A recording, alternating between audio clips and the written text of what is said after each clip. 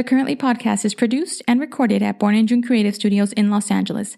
Born and June Creative helps movers and shakers tell their stories. Welcome to the Currently podcast. I'm your host, Betsy.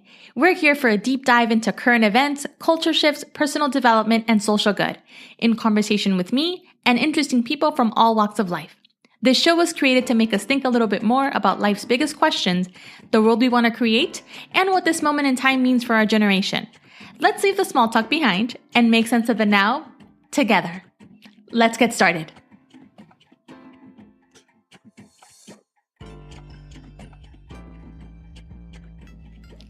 Welcome back to the show.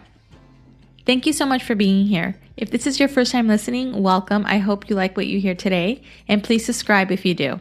If you're a returning guest, thank you so much. I always love hearing how the different episodes give you value and how you find them touching or moving or helpful in any kind of way. So please keep the feedback coming. I love hearing from all of you. If there's something you want to hear or a topic you want to talk about, also please let me know. And if you want to be a guest on the show, please email me or send me a direct message on Instagram, and I'd be happy to talk further about what story you want to come tell us. This week on the show, I invited back our guest from episode 1, Joshua Sandoval. We had a little bit of a follow-up conversation on personal development and self-help, tools that have helped us become better, how we actually find time in our busy days, specifically how Joshua finds 10 minutes every day to his personal development and his growth. We recorded this episode before the tragic natural disasters that happened in Puerto Rico and in Mexico.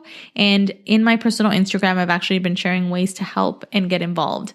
I think overall, this year has given us a little bit of a challenge because there's been a lot of heavy news and a lot of difficult situations that people in our country and around the world have been facing. So this episode is helpful because we talk about how to find joy and how to do things that make you feel good, even in the midst of having either a lot of things going on in your personal life or a lot of things going on the outside. We also talk about a few things that are very timely and appropriate for people who work in digital media like we do. We talk about the hustle, which every day we see quotes on Instagram about the hustle. And we talk about our interpretation of the word and how we actually are super deliberate about how we spend our time, including our free time. And then we also fess up to some natural emotions that come up. You know, we do our best to be positive, but that doesn't mean that we're perfect or that we achieve it every day. So we are really honest about experiencing jealousy or feeling like we compare ourselves to other people. I also talk a lot about how I feel guilty about spending time for myself and how I feel guilty on spending money on things like therapy and personal development. And we break down a little bit about where that comes from and what our families had to do with that. I also talk about how in the past I used to feel lazy for needing time to get a break, but actually those breaks are super productive and super helpful for me to move my projects forward.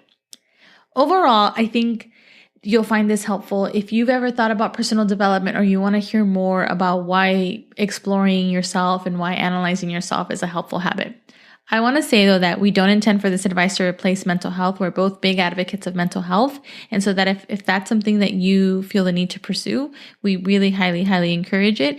And you can use your own personal development, your own reading, and your own learning as something that accompanies support from a mental health professional. With that said, I hope you enjoy the show. Don't forget to rate, subscribe, and review if you like what you hear. I want to welcome back on the show, Joshua Sandoval. How are you, Josh? I'm doing good. So this weekend we went on a super interesting conference. It was called the Evolve Conference, and it was hosted by Dr. Shafali. And it was basically a weekend where we spent a lot of time thinking about, it was focused on parenting, but it was very much focused on how the way we work on ourselves or don't work on ourselves impacts our parenting. Yes. What were your impressions of the conference? Just that there's no bullshit or any fluff to it.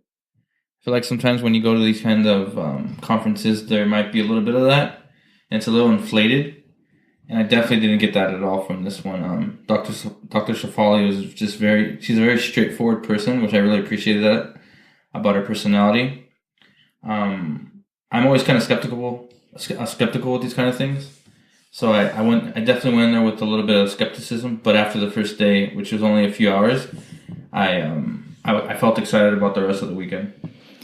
And I think let's talk about first the fact that we were even open to going something like this, right? Because I think a lot of people, they hear personal development and they're kind of like, oh, it's just very like self-helpy or too self-helpy. Have you always been interested in personal development and self-help type content? Me? No. You definitely put me onto it. And it's funny too because my father has been into self-help like content for a very long time, but I never ever. It's funny. It wasn't until I was older that I actually started implementing the advice he was giving me. But I don't want to say I was a fan of it, but I've heard a lot of it repeated many times over and over again. But yeah, I'm definitely not where I am now with self-help. I'm not where I was before, for sure. No. Yeah, and I think I wasn't actually either. I know you mentioned that I'm kind of the one who got you into it, but you know, for the longest time, there was this show I saw. I can't remember what it was, but they used to call self-help the self-hell aisle. And I think there's sometimes a little bit of resistance in us to really explore ourselves in depth. Mm-hmm. I think we make a lot of jokes about like, oh yeah, like I'm a shopaholic, or, you know, I need to have my drink every night. And of course, those things are in jest. And I'm not suggesting that every single behavior that we have needs to be pathologized or analyzed. Although in my life, I do that constant self-analysis. But one of the things that self-help has given me is this ability to really understand, like, what are my motivations towards certain types of behaviors? Yes. And admittedly, because, you know, in the past, I had a lot of self-destructive habits. Yes. And that's something I definitely reflected on this weekend too. The self-destructiveness, you know, why we did things, why we did certain things. I actually had an epiphany, and I realized that a lot of the things that I did in my younger life were, they were an act of resistance. I knew what it was for, but it was just basically something that I was holding on for a really long time. And I realized a lot of the choices I made early on were because of that. And it was really, really like, it was a crazy feeling to like have those kind of like epiphanies, you know, me, I'm in my mid-30s, and to figure that out, it was really eye-opening. It was, I don't want to say it was like a spiritual thing, but it was definitely like moving. Yeah, and I wanted to have you back on specifically to talk about that because we got a lot of... So, hold on, so it's not just because I'm really interesting? Well, that too, of course. We had a lot of positive feedback, and a lot of people were expressing that my first episode, which had you as a guest, actually like had a lot of emotion, brought a lot of emotion to people. Wow. And so I wanted to kind of give people like another layer of insight into what that journey has been for you. Okay. And what are some of the elements that helped you kind of get to this point, right? Because it's really easy to say, oh yeah, we changed, but then there's a lot that goes into that. And there's a lot of, I think, difficult days that go into that. So, and then someone told me not that long ago that, you know, that I'm always posting stuff about how I'm always at these inspirational events. Mm-hmm. And one of the things I've acknowledged for myself is that the reason why I need to constantly be reading about being present and being happy and finding joy is because, frankly, it's something that doesn't always come naturally to me. It's something that I have to work hard at every day. Yeah. You're like, yeah, that's true. Yes, that is absolutely true. I do co-sign for that last statement. No, but, you know, I think that's great because you're aware of that. And I think that's also something that they touched on this weekend was, you know, just being present and conscious of how you're feeling and the things that you're doing. You know, earlier, you know, you were talking about, you actually said that not everything we do has to be pathologized. Mm-hmm. And I don't think everything does, but maybe some things, you know, there's never a wrong time to maybe kind of take a personal inventory of your life and what you're doing.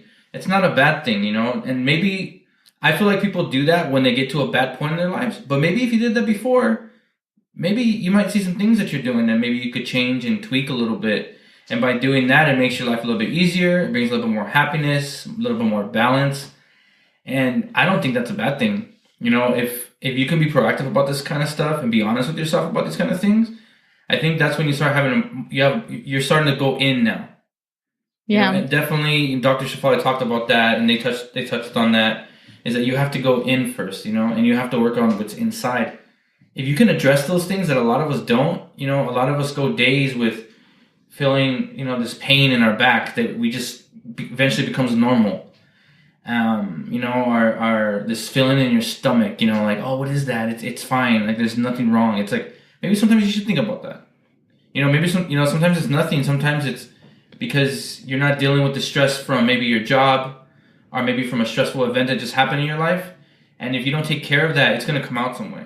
Yeah, and I think there's a lot of things that we have at our disposal that will help us soothe, right? So there's, you know, watching TV for long periods of time and kind of drowning ourselves and escaping our reality into TV. Your cell phone. You know, our cell phones are like social media and kind of being voyeuristic into other people's lives. Like that's a really big way to avoid ourselves. And, you know, food, shopping, drinking, which is a little bit of what we alluded to in the first episode with you, right? You know, social media, like, you know, being addicted to those types of things. Like now there's games that you can play on your phone, you know. There's so many things that to self-soothe that we don't think they're issues, but my own personal belief is that if you're doing anything that's keeping you from dealing with your issues, then that's an issue. And why do you think that we are so hesitant to kind of dive in? One of the things that has come up for me is that it always felt very self-indulgent to work on myself in that way. Like, and I wrote a piece that hopefully will be published soon. Shun. Shun is she and soon. So it's a combination of it's a female day. It's a Shun day. I wrote a piece that will hopefully be published shortly about exactly that, you know, like feeling guilty about going to therapy. You know, at one point I had a life coach, which sounds, even as I say it, it sounds like the most self-indulgent thing in the world. But at one point I had a life coach, I had a therapist, I had a psychiatrist, and it all felt very self-indulgent. And I kind of still feel a little bit guilty about spending money on those kind of things. But then I think about, you know, the benefits that you obtain are kind of worth the investment and worth the time investment. Also, too, the people around you, you got to think about them too. Like, because when you're a better version of yourself, it affects everybody, you know, and then vice versa. But I think it's also not because, you know, us being Latino, and it's not in our culture. You know, it's not in our culture to go to get therapy or to have a life coach. Whereas in, let's say, like, you know, like let's say the Jewish culture, you know, I feel there's no taboo, you know, to go to a shrink. It's almost expected that you do, you know? We've all seen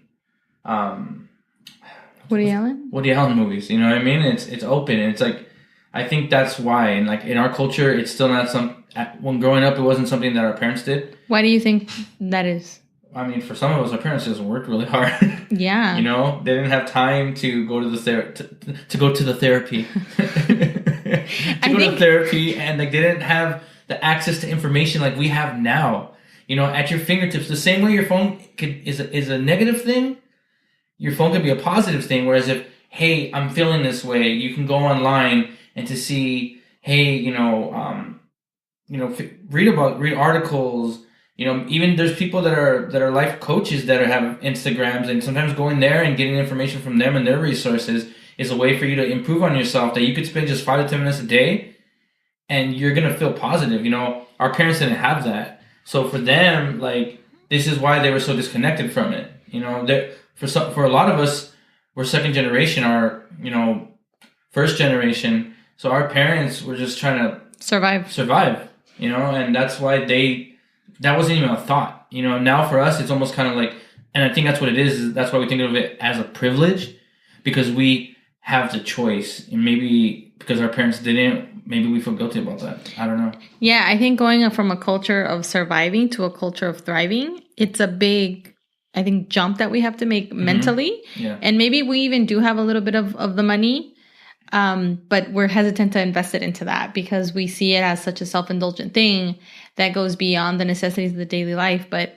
I do feel like the demands that modern life puts on us, yes, it really does require us to make that additional investment, right? Whether it's, and it can look different for everybody, right? It can be a yoga membership. It could be, I don't know, like buying a lot of books and taking going to Soul Cycle, like going hiking on the weekends. Like there's a lot of things that people do to help them, get balanced. And I think it's really important that everyone does that. Everyone needs to have that, because if you don't have 15 minutes or 10 minutes in your day to do something like that, I feel really sorry for you, because you're probably it's like a living hell for you. You're probably not happy. You're not fulfilled. You might be substituting all of that anger and pain into something that's not healthy as well. Sometimes it's relationships. Sometimes it's, food or alcohol, or, there's a lot of things, and there's a lot of ways to like hide those things. And I just feel like if you really invest that time, just 10, 15 minutes a day, read a book. If you have a passion, do that passion for that much long. If you play soccer, go outside and juggle the ball for like 5 to 10 minutes, If you love to write. If you love to read. If you love to draw. 15 minutes. And I think doing those little things are going to, you're going to find that it's going to make things easier for you. And then after you do that, find out what the next thing is for you that's going to work.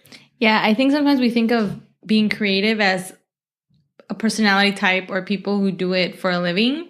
And I think we're all creative, and finding that creative outlet for ourselves, whatever it may be, whether it's 10 minutes or 15 minutes, is really important for that mental health and kind of balance element of our lives. Because if you're only doing things for the sake of because you have to produce, right? So yeah. I do my work because I have to do my work. I take a shower because I have to take a shower to go to work. I drink my coffee so I can be awake at work. Or, I give my kids a bath because I have to give my kids a bath. Like you have to do, I think one of the things that has been super helpful for me, that writing has given me, even when it's things that don't get published or things I just write for myself, is that it has given me an outlet to help sort out a lot of feelings and emotions.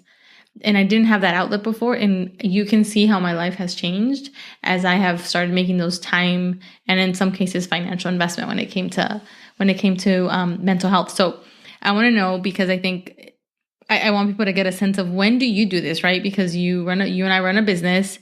You have your own artwork that you put up on at Native Decay on Instagram. Wow. Subtle shout out. Subtle plug. And then you have we have our son. Yeah. And then you have your daughter who's 12. And so when do you find that time, right? Because it's easy to say find 10, 15 minutes, but real talk, when do you find those 10, 15 minutes? There's some things you can schedule and some things you can't. I feel like this is something you can schedule. But even with that, when you have a lot of things on your plate, which like in our case, or in my case, I do, I try to take advantage of any extra time that I get.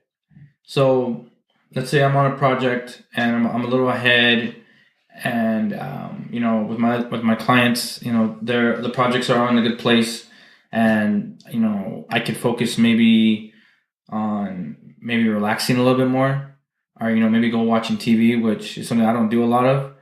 But instead, what I'll do is, in that time, I'll be like, hey, let me read for 15 minutes. Let me draw for 15 minutes. Not draw to draw something that I'm going to make. Just draw to draw.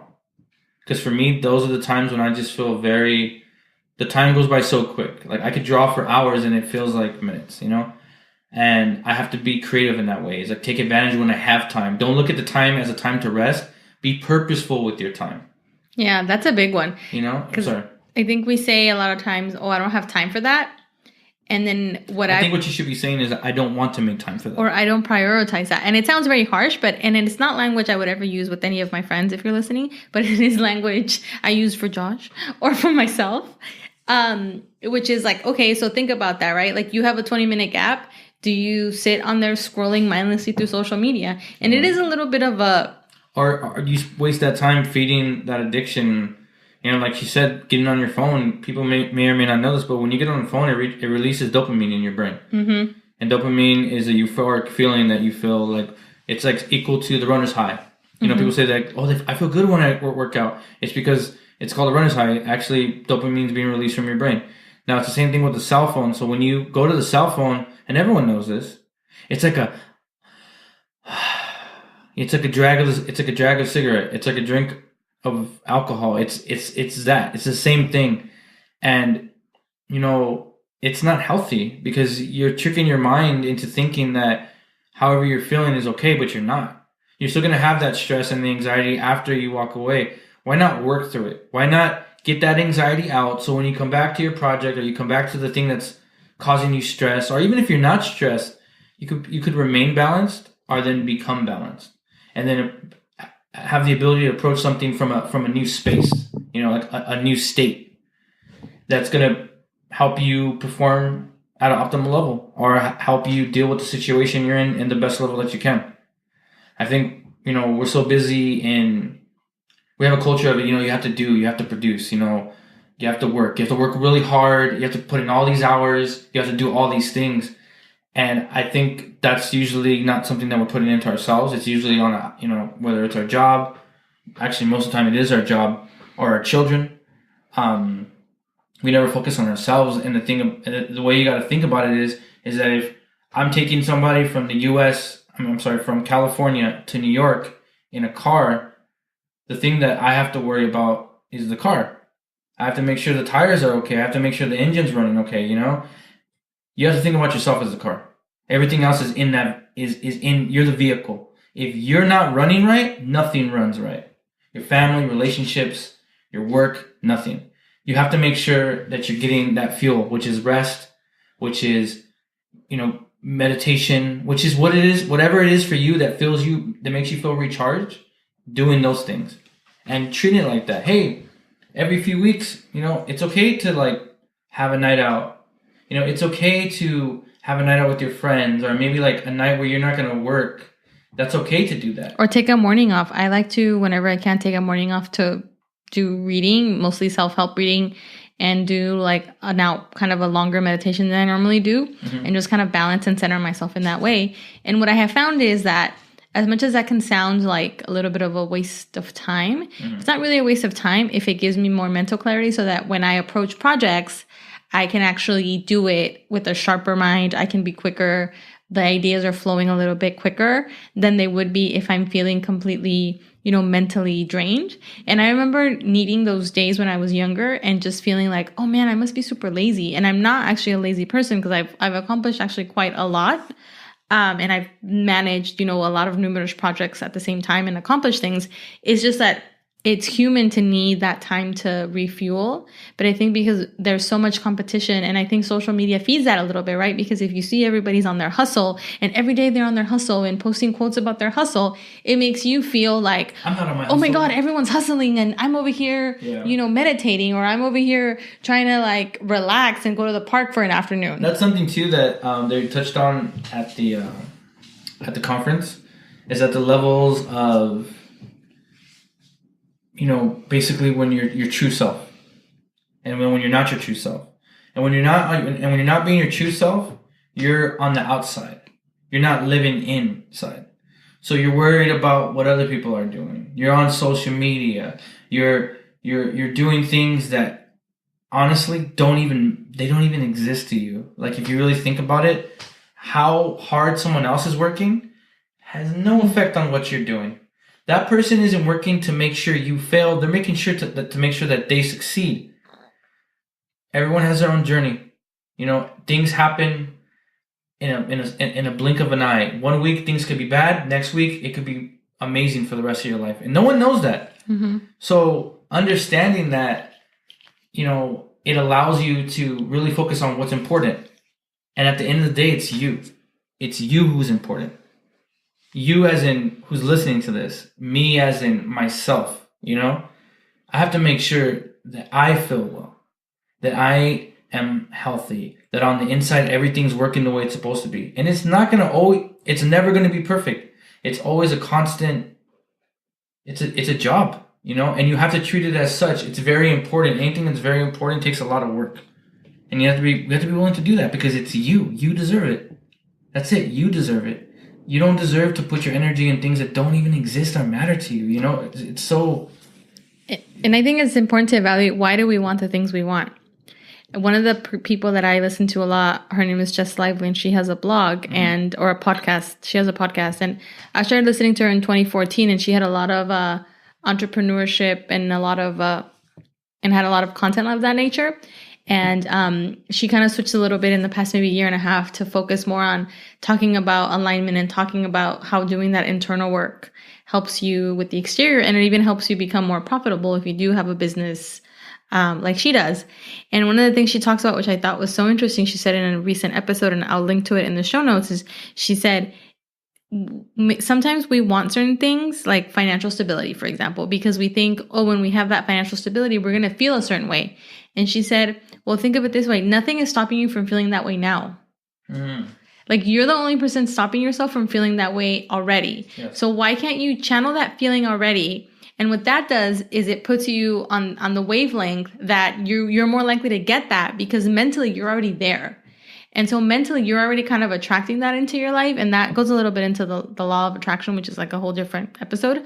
But I thought that was so interesting, because if we wake up every day feeling like, oh man, I'm broke. You're going to be broke. Oh man, everything sucks. Like, everything is going to suck. Not only are you going to feel crappy in the moment, but then you're not necessarily setting yourself up for that situation to change, right? It's like, hey, yeah, like, everything sucks right now. And then you're like, booking your place or buying your ticket for it to suck tomorrow. Yeah. It's like, well, I'm going to make sure it sucks tomorrow, so I'm going to say that. So it's definitely that. It's like, it's all of those things.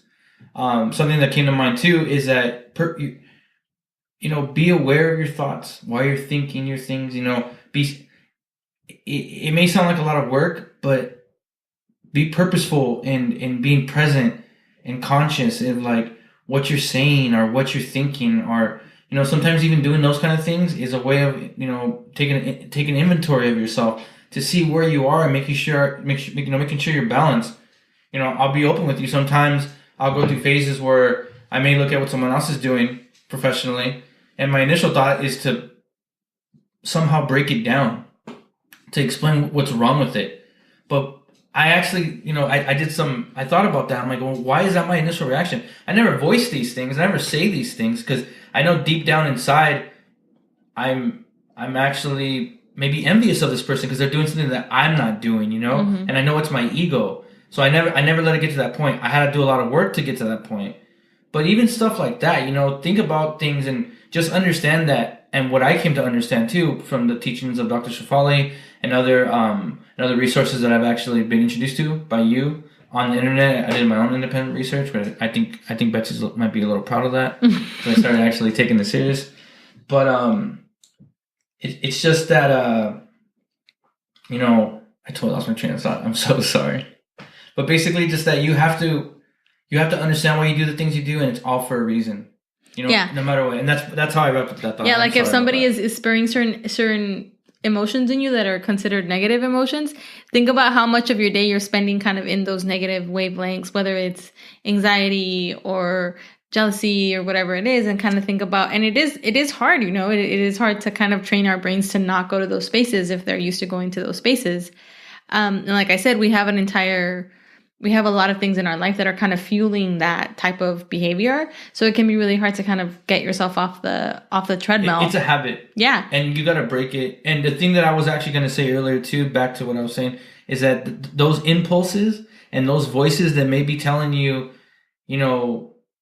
to maybe feel that way or to have those thoughts, that's not you. That's just a bad habit. Yeah. And I've heard this before, like, don't feel guilty for that. You are not your thoughts. You are not your thoughts. Everything is from something, it's like, for example, I'll give you an example. It's not an example, but it's along the lines of this. So you ever watched the movie and then later that night you had a nightmare because of what you watched? Think about every thought you had is exactly the same way. That there's something lying underneath it. And I feel like when you go underneath and you come inside to solve whatever that's coming from, that's when things get easier. That's when you're removing these things, whatever it is, whether it's jealousy, anger, pain, and it allows for you to feel balanced. It's like taking objects off of out of your car. Like, let's say it's really heavy, and because of that, you're getting better gas mileage. It's the same thing with this. Maybe you're feeling better. Maybe you're even sleeping better because you don't have that stress that you didn't know that was still there. Yeah. This is what the self-help is. This is about being very, very deliberate with everything and understanding that everything is because of something within you that you need to figure out, solve, or understand. And that once you do that, that's when your life's going to start getting easier. Yeah, like when someone, I think, does something that you consider negative to you, or you've been wronged in some kind of way, I think it is, you can't really control what the other person does. You can only control how you choose to react or how you don't choose to react. And I know that's much easier said than done. So it's a practice, right? It's a practice you do every day. It's a practice you do when someone cuts you off on the freeway, and that fuels this anger in you that you're like, where is this coming from? You know, you kind of figure how to work through that. So tell me, everybody has bad days, right? We assume everybody has really bad days. How do you deal with those days? And what are some practical tips on how you kind of get yourself through the day? On those days, what I'll do and what I've been doing recently has really been helping me. You know, YouTube is a great resource and you need to use it no matter what you do. I watch these motivational videos. And it's funny because I don't look at any particular one, but like you'll just put motivational video and you'll click on the first one and you know how it'll lead you to the next video. And it splices of these people who are very successful in different like sectors. And they're talking about the things that they did. And they're talking about when they had had hard times, or when they were at their lowest. Or they talked about the moment when they found success or when they felt successful. And it's so inspiring because for me, everything they're talking about in regards to like the hard times and towards the struggling, I feel like I'm in that right now. So what I've learned is that through hard work and discipline, you'll find success. And those are things that I'm learning to master and implement in my life. So if I'm doing those things, whatever I'm going after, even though it's a hard day, I believe more than anything that those things are going to happen. I actually say that they're happening right now. I say to myself, I have $25 million in my bank account. And that's a problem because there should be 27. So I need to find out what's going on. Like I talk about those things like they exist already, like they're happening now. And those are the things, that's what gets me to those hard days. You know, there's sayings that, fake it till you make it. I totally understand what that means. You know, it doesn't mean pretend you have things you don't have. Yeah, it doesn't mean that. I think you have to look into it to understand what it means for you, but for me, I understand what it means. For me, it's a little bit of what Jess Lively talked about, which is, can you channel that emotion into your life now? Yes. You know, can you be in that state? Yes. Rather than if things get hard and challenging, I'm going to sink into that state. And we all do, but the point is, I think, to not let ourselves get into that state. Yeah. And I think for me, like this past year has demanded me to be a better version of myself. Being self-employed requires a different kind of discipline. We've had things going on with James that we haven't really talked about, but we'll share about eventually, that have required us to kind of evolve in our parenting, I think, in a way that we maybe didn't anticipate. And so I think the self-help for me is the reason why I've been able to kind of stay resilient and continue to maintain a certain positive attitude in the middle of everything, right? And I think that's what this past year that we really invested time, we spent 3 days with Tony Robbins, we walked on fire, and that's what these things have given me. And so one of my big takeaways from Tony Robbins was, you can't be in fear and in gratitude at the same time. Yeah. So there's this really quick, I think it's like a 5 or 10 minute priming exercise that he talks about that he does every morning, where every morning he steps into gratitude. And I actually have it bookmarked on my toolbar. And so whenever I'm feeling a certain way, I kind of put that in, because it helps you channel things in your life that you're feeling grateful for. Mm-hmm. And that kind of takes you out of whatever other negative kind of funk you're in. And so that's something that's been super helpful for me on the particularly challenging days. Yeah, like you said, you made a really good point. You touched on this, and it's a constant thing that you have to constantly be doing. We're never going to stop doing this. I feel better than I felt in a really long time, and I don't ever want to feel like I have felt before. It's about getting to those stages. It's about getting to that emotion, learning how to put that emotion to everything that you do, but just to understand, it's never going to stop. We're complex. Human beings are very complex. Why would it be easy for us to maintain this? It wouldn't. It would be a constant work. We're all constant work, We're all constantly growing, no matter to whatever age you're at. Maybe it took you till you're 45 to understand that you're an egomaniac, and that's what's pushed people out of your life, and you have to make that change. Things like this happen. Yeah. And that are they a bad person because it took them that long? No, they're a great person because they figured it out. They obviously worked on themselves and they changed it. Because if you can realize that at that age, that means you're ready for a change. And you still have a long time to be that person. To be the person that you're supposed to be. To be your true self. Yeah. To remove everything and to be your true self. And true to who you are. And I really feel like that's what self-help is all about. Is finding that. And we all deserve to find it. Not all of us are. Some people are going to hear this and they're not going to do anything with it. Yeah. And you know what? That's fine too. There's nothing wrong with that. There's nothing right with it either. It's just, it is as it is, and that's fine. And I think for me, that's one of the one of the last big takeaways that I'll talk about this weekend is understanding that too. Is that you are enough, and things are as they are, and that's it. If it happened right now it's in the past. Deal with that, however it made you feel. Deal with if it's pain, if it's joy, if it's anger, and then let it pass and let it go. And if you do that and continuously do that with everything that you do in your life, you're gonna feel a lot better about a lot of things, and it's gonna free your mind up to do other things. Maybe go after your goals. Can really finally leave your job because you really want to, bank on yourself. Yeah, and if you can get the fear out of the way.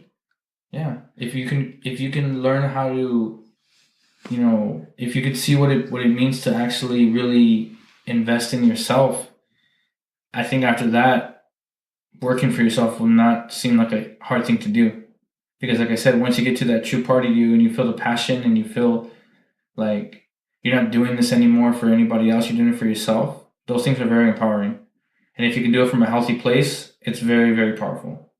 And I really hope everyone listening to this, and I hope anyone that they reach that at a certain point in their life. Thank you for being here again. I want to talk about, so we're going to start doing a weekly Instagram live on Born in June Creative, our business Instagram. And we're going to actually be sharing, not self-help tips, but we are going to be sharing insights from our work in social media. So I guess the topic could be, how do you work in social media and not be a social media addict? But we're going to be sharing tips and insights of our work and kind of what we've learned with the clients this past year and with the clients we had before that. And some of our own takeaways with branding, marketing, social media, and all that good stuff. So I hope you consider following us. That's on Instagram at Born in June Creative. And we'll be doing those weekly Instagram lives beginning this week. So by the time you hear this, the first one will have aired. So you can follow us to see when the next one's going to happen. Thanks, Josh. Bye. And there you have it. Thank you so much for joining us today. It means the world to me that you choose to spend your time with us. Don't forget to leave us a review or subscribe to the podcast on Apple Podcasts or on SoundCloud. You can also sign up for the weekly newsletter, The Currently, on my site, BetsyAime.com, or follow me on Instagram, BetsyAime, C as in cat. Thank you so much. We'll see you in 2 weeks. In the meantime, let's continue making sense of the now together. Talk to you soon.